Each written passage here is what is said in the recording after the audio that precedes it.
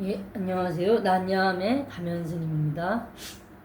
자, 오늘은 불교 근본교리 세 번째 시간으로 난야 한담에서는 11번째 시간이 되겠고요. 팔정도에 대해서 또 여러분들한테 아주 간략히 꼭 여러분들이 아셔야 될 수준 정도로 이제 요약을 해서 말씀을 좀 드리고자 하는데, 이 팔정도를 빨리어에서는 막고라는 단수형으로 표시를 한다 그럽니다. 팔정도니까 사실 길은 길인데 8가지 바른 길에서 우리가 생각하기에는 그럼 복수형으로 영어로 하면 뭐 이게 그 영어로는 노블 에잇 볼드 패스, 영어로도 똑같이 빨리어에서 한 거와 똑같이 패스라고 해서 그냥 단수형으로 하는데 복수형으로 안 했어요. 8개의 노블 아주 성스러운 에잇 볼드 패스, 고귀한 8중의 길이라, 8중 중의 길이다 이렇게 했는데, 여기도 8개라고 하면서도 복수가 아닌 단수형을 표현하고 단수형으로 용어를 쓰고 있단 말입니다. 왜냐? 8개의 길이긴 한데 그 8개 중에 하나만 알아도, 하나만 알고 그 하나의 길만 제대로 가도 나머지 그 안에 중중무진으로 같이 따라서 온다라는 개념인 거거든요. 그러니까 8중으로, 그래서 8폴드라는 말로 그냥 노블 8 패스 해도 되는데 꼭 8폴드 8번 접했다, 중중으로 있다 하나만 해도 나머지 다 포섭한다. 그러니까 그걸 이제 위상스님은 그 화엄경을 7글자 30줄 210자의 개성으로 완전히 진짜 다이제스트로 요약하신 그 법성계 중에 일찍다 다지길이라 그랬잖아요. 하나가 곧 일찍다, 하나가 곧 여러 개이고 다지길, 이 여러 개가 또 하나로 포섭된다 이 얘기죠. 팔정도 중에 하나만 알아도 나머지 8개 다 포섭시킬 수 있고, 팔정도 8개를 다 알아야 그 중에 하나 제대로 할 수 있고, 그렇기 때문에 팔정도는 하나만 아셔도 되지만 8개를 다 제대로 아시는 상태에서 그 하나로 들어가면 되시겠다, 이제 이렇게 보시면 되겠고요. 그 팔정도 그럼 8개, 뭐 바를 정자에 길도자 써서 바른 길, 뭐가 일단 그럼 정도냐? 부처님의 진리를 깨달을 수 있게끔 여러분들을 인도해주는 다른 길이라는 개념인 거거든요. 그런 길이 원래 8갈래가 있다.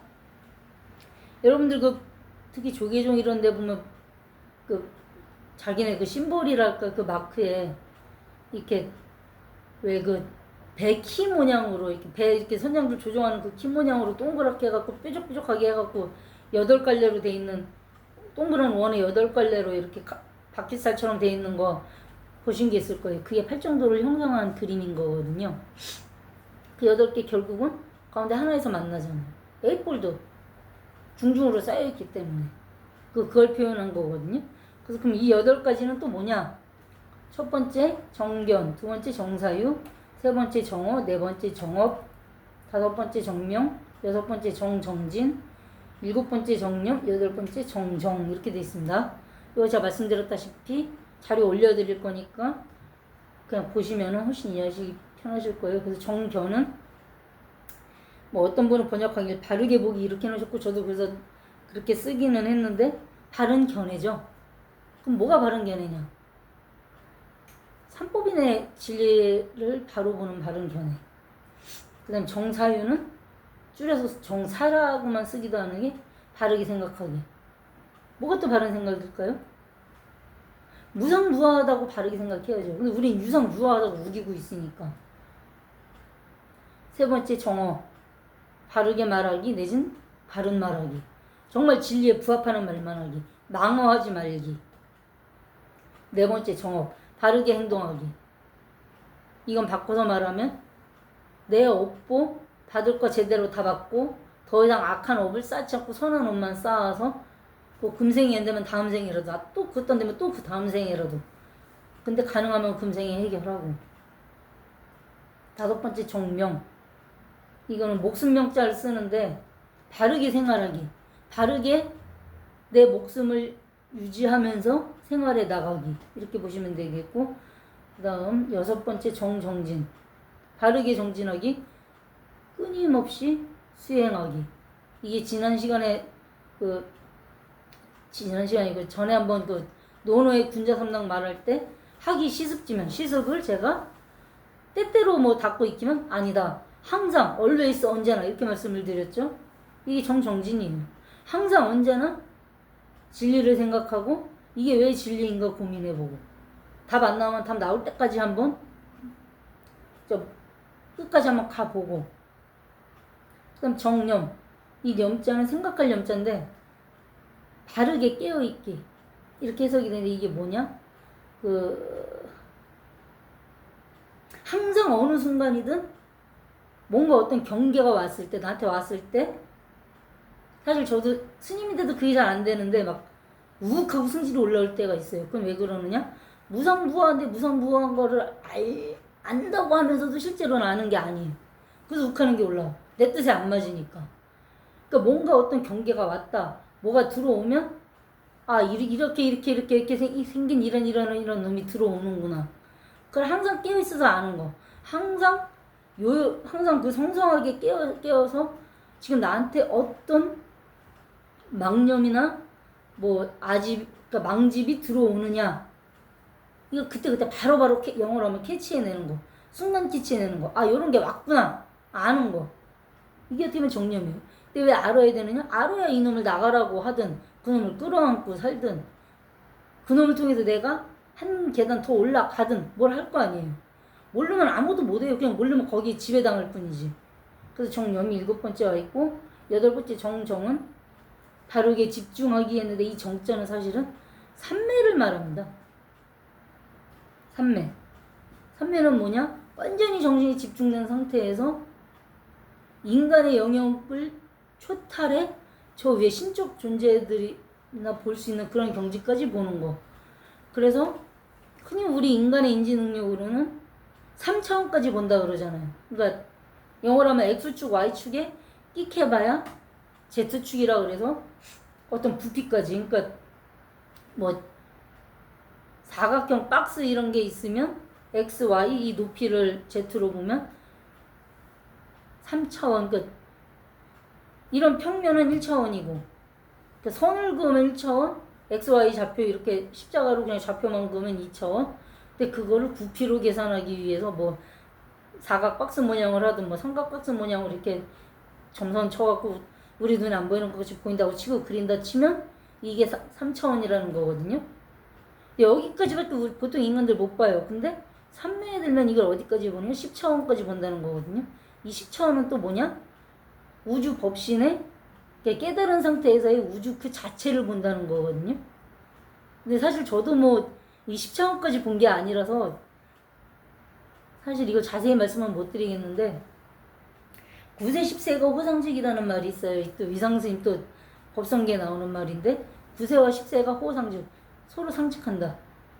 그 뭐냐면 깨달아서 법신의 세계에 들어가서 즉 3매에 들어가서 보면 3차원이 아니고 10차원으로 이 세계가 보이고 그 10차원이 근데 하나도 서로 간에 걸림이 없는 즉 중중무진으로 그거를 그래서 화엄학을 하시는 조사분들은 인드라신의 이 온 우주를 다 뒤엎는 그물 코 하나만 딱 잡으면 그 그물 전체가 다 딸려 올라와서 우주 전체를 한 번에 볼 수 있다.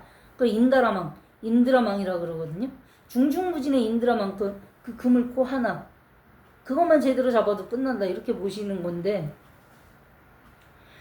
그 그물코 하나 잡을 수 있는 그 힘은 어디서 오느냐? 3매에 들어서 그 9세 10세 그 10차원의 세계를 본 그게 바로 힘이 되는 그 3매에 힘력자를 붙여서 3매력 3매에서 힘을 얻어야만 제대로 깨달을 수가 있다. 그게 정의 개념입니다. 그래서 이제 정교는 산스크리트로 어떻게 되고 무슨 뜻이고 그래서 쭉쭉쭉 설명이 자세히 돼 있는데 이걸 다 하려면 또 너무 많으니까 여러분들이 직접 자료를 좀 보시면 될 것 같고 그냥 이 팔정도라고 해서 특이한 게 아니라 도성제에 이르는 수행 방법 중에 가장 기본적으로 원시불교 부처님 당시나 부처님 가신 지 한 100년 정도까지 이 8가지 8정도만을 얘기를 했었는데, 시간이 좀 더 후대로 지나서 이제 아비달마 시대 각 부파별로 자기들만의 논장이 생기고 율장이 따로 생겼을 때, 그래서 율장이 보면 4분율이 있고 5분율이 있고 마하승지율이 있고 뭐 하고 그렇게 율장들이 많아요. 왜 그럴까? 각 부파마다 자기네가 생각하는 율장을 따로 만들었기 때문에. 그러니까 부처님이 설명하신 계율 뭐 비구 250개, 비구니 348개, 뭐 3인 10개에다가 3인이는 그 10개 플러스로 저기 팔경법 뭐 그 기본 계율 조목은 바뀌지가 않아요. 그대로긴 한데 그것을 해석한다든지 아주 세부 조항, 그 밑에 그 계율 밑에 아주 세부적인 거 또는 예외 조항을 둔다든지 이런 부분에서 약간씩 차이 나는 것 때문에 자기들 부파만의 율장을 따로 만든단 말입니다. 요렇게까지 가는 시대에 이제 아비달마라 그래서 법에 대해서 법에 대해서 분석하고 논하는 게 활성화돼서 이때 논장이 생기는 거예요. 그러니까 아비달마 시대, 그 부처님 가신 뒤로 100년까지는 논장이 없었어요. 경장하고 율장밖에 없었어요. 3장이 아니고 2장인 거예요. 근데 아비달마 시대에 각 부파별로 계율하고 부처님 말씀하신 이 경장의 내용을 자기들이 재해석을 해요. 그래서 실제로 논장이라는 게 무슨 논하면 뭐 그래서 금강반야론 이러면 금강반야경에 대한 논 재해석인 거예요. 후대 학자들, 후대 학생들의. 그렇기 때문에 이 시기까지 가면 이 불교가 복잡해져요. 그래서 수행도 팔정도 8개만 끝나는 건데, 제가 지난 시간인가 언제 말씀을 드린 것 같은데 37조도품이라 그래서 엄청 늘어나요. 이게 그러니까 복잡해지는 거죠, 불교가. 왜 복잡해질까? 사람들 근기가 점점 떨어져서 부처님 당시에는 사실 한마디만 끝났는데 이게 세월이 지날수록 사람들이 한마디로 안 끝나. 그럼 하나 더 얘기해보고 그렇게 했는데도 못 알아먹어. 또 하나 얘기하고 그렇게까지 얘기해줬는데 못 알아먹어. 또 하나 얘기해주고 나눠지는 거죠. 그래서 실제로 84,000의 중생이 있어서 84,000의 본문이 있다라고까지 옛날 어르신들은 약간 농담조 비슷하게 자조를 하세요. 그게 뭐냐?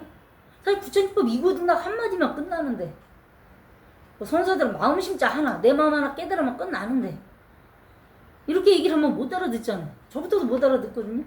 그럼 이 사람한테 이렇게 얘기했는데 못 알아먹고, 저렇게 얘기하니까 조금 알아먹어.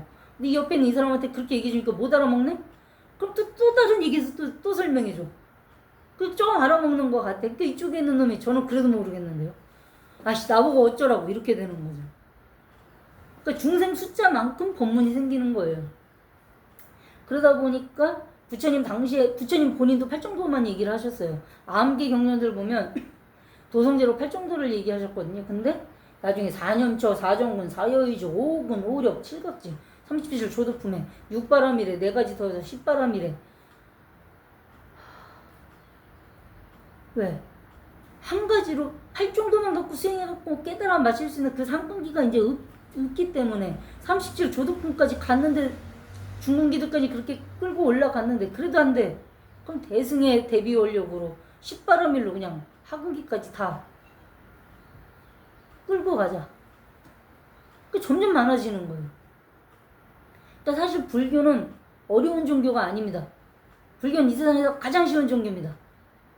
제가 감히 말씀드린 건데 이거든요. 4글자만 끝나는 제일 쉬운 종교인데 이렇게만 말했을 때 알아들을 수 있는 근기는 상근기다. 아니고 최상근기라 그래서 진짜 0.0000001%도 안 돼요.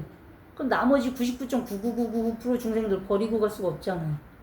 그러다 보니까 부처님도 49년 동안 그렇게 평생을 길바닥에서 떠들고 다니신 거고, 지금 뭐 부처님 당시부터 치면 2600년, 2700년 하는데 2600년, 뭐 2500 몇십 년 하는데 줄여도 2500년이고 좀 길게 하면 2600년이다 하는데 2600년으로 합시다. 2600년 동안 그렇게 많은 대를 이어서 조사님들이 평생을 그렇게 얘기를 하시는 거예요. 본인들이 깨달으신 그 경지에서라도 여기까지라도 올라와라. 안 되니까 또 설명하고, 안 되니까 다른 방식으로 또 설명하고. 그래서 보면 부처님도 부처님이지만 역대 조사님들 설법도 엄청 많아요. 또 요즘도 나름 뭐 공부 좀 하셨다는 스님들 이 유튜브 통해서 뭐 저도 그런 축이지만 법문하고 하는 거 엄청 많아요. 왜 이렇게 많을까? 부처님 그렇게 얘기 49년을 떠드셨어도 부처님의 49년 설법도 이미 너무 많은데 후대 조사들까지 머리 터집니다. 그 모든 거 다 하실 수가 없으니까 저하고 같이 이렇게 짧게 뭐 한 번에 어떨 때는 15분 어떨 때는 한 20분 좀 긴 얘기는 30분 이렇게 하는데 평균적으로 한 20분 정도 한 번 올릴 때 제가 생각을 하고 있거든요. 그러니까 요 정도 영상을 뭐 한 번 보지 마시고 한 2번이나 3번 정도 돌려보시면 요시님이 이런 거 얘기하려고 이렇게 얘기하는구나 하는 게 보이실 거예요. 그거 하나만 아세요. 그러시면 됩니다. 그러니까 일단 오늘은 제가 팔정도를 말씀드렸고 팔정도를 통해서 불교의 수행이라는 걸 어느 정도 말씀을 드리려고 그랬지만 지금 여러분들 뭐 저처럼 스님 돼서 수행하실 거 아니니까 수행보다 불교는 어려운 게 아니다. 이고등락 4글자만 끝난다. 요거 하나 머리에 오늘은 확실히 기억을 하고 가셨으면 좋겠습니다. 그리고 오늘까지는 좀 어려운 내용이 많았기 때문에 여러분들 너무 어렵다 이런 글이 올라오실 것 같아서 오늘까지는 요 내용을 좀 요약 정리해서 제목 이렇게 누르시면 밑에 설명 나오는 그 칸에 같이 넣어드리도록 그렇게 하겠습니다. 예, 오늘까지는 여기까지 하고요. 다음 시간부터는 또 이제 좀 재밌는 걸로 가야죠. 한 3-4번 어려운 거 했으면 뭐 2-3번, 3-4번 정도 또 재미난 전설 따라 삼천리 띠리리 뭐 이런 거 이제 또 해야 여러분들이 흥미를 안 잃고 계속 따라오실 것 같아서 다음 시간부터는 또 약간 전설 따라 삼천리로 재미난 얘기 그런 이야기를 가지고 여러분들 찾아뵙도록 하겠습니다. 예, 오늘도 여기까지 하고 마치도록 하겠습니다. 예, 감사합니다.